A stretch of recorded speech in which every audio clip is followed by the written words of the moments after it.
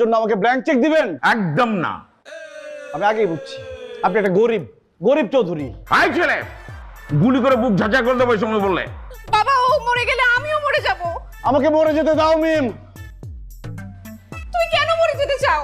কারণ যুগে যুগে চৌধুরীরা ভালোবাসা কেড়ে নিয়েছে, কিন্তু প্রেমিকরা ভয় পায়নি, রাইফেলের সামনে বুক পেতে দাঁড়িয়েছে। বাবা তাহলে আমিও মরে যাব। আমি মরে গিয়ে প্রমাণ করব লাইলি মজনু শিরি ফরহাদের মতো আমরাও মিম পারভেজ হয়ে ইতিহাসের পাতায় সাক্ষী হয়ে থাকতে চাই, আর তার জন্য দায়ী থাকবে তুমি বাবা, তুমি।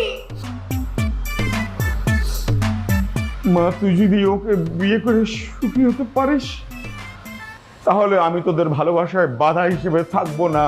বাবা মা, তাই ছেলে একটা কথা মনে রাখবে, চৌধুরীরা কখনো গরিব হয় না।